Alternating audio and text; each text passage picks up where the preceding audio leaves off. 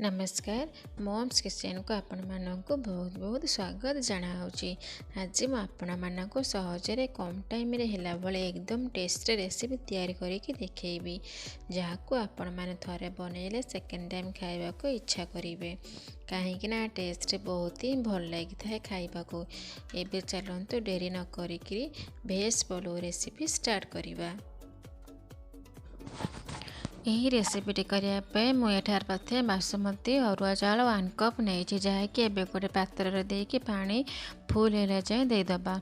अल्प खाली अध घंटा पर्यंत छाड़ीदबा। पलो करने पूर्व प्रथम आपको भिजे देकी रखीदे एवं देखो 30 मिनट होगला तो पानी एवं बाहर करके रखीदबा। एपर देखु फुलकोबी बीन्स गाजर आलू पलवर दवाई नहीं जीवी।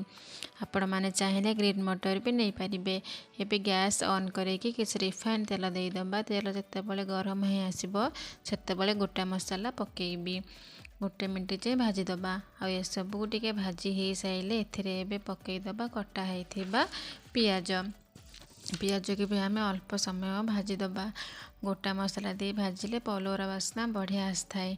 पियाज एवं भाजी हो आसला ए पकईदबा कंचा लंका आउ गोटे चामच अदा रसुण छेचा। आपण मैंने देखिपे कि मुझे कंचा लंका काटेनी सेमती पकई देछि।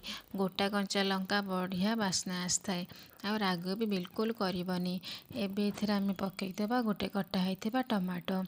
आउ टिके टमाटो ये नरम है जाए ये मु भाजीदेवी। देखु टमाटर भी ये आमर नरम हो आसला। एबे आम काटिक रखिता भेजिटेबल्स को देदबा।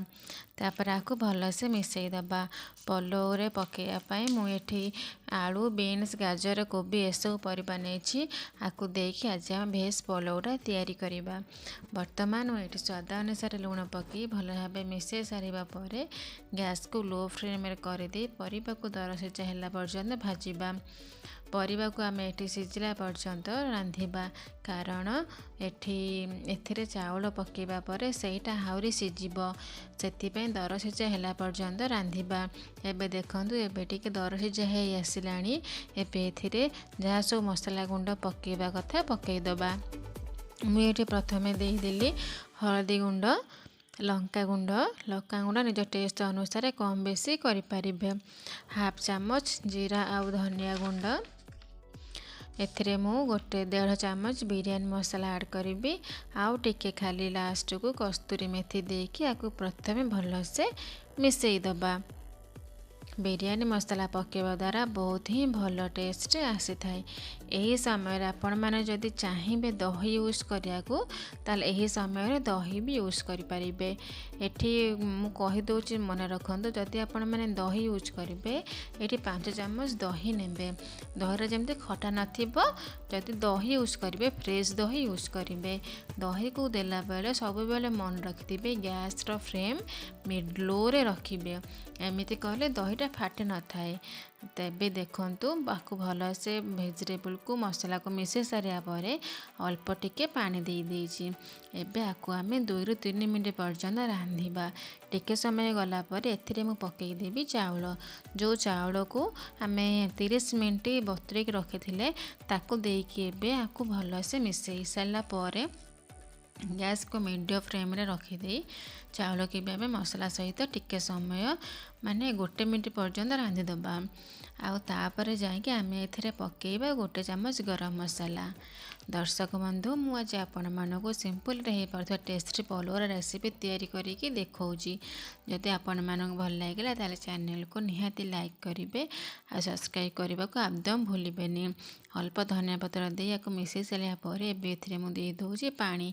1 कप चाउल ए मु पकई थी तो मु चाउल को नहीं से ही 3 कप पानी देदेली।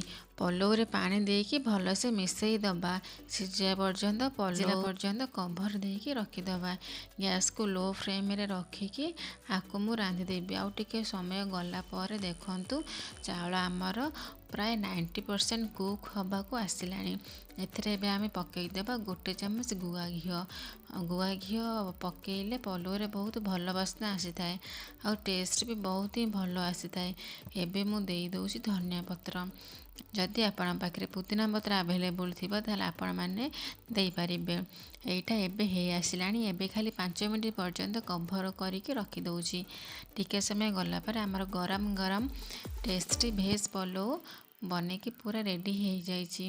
मुझे आपण मानक देखा पलौटा आमर केते बढ़िया भाव में बनी। देखु बिल्कुल तले लगिनी पूरा गोटा गोटा आ खिलखिला होगी बनी। बर्तमान आमर पलौर बनैकी पूरा रेडी हो आसिलानी।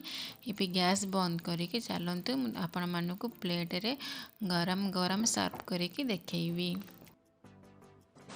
जदि आज रेसिपी आपण मानक भल लगे ताल मो वीडियो को बस लाइक करूँ शेयर करूँ। आ मम्स किचन को जब एपर्तन सब्सक्राइब करना सब्सक्राइब कर पाखे बेल आइकन क्लिक करने भूलें।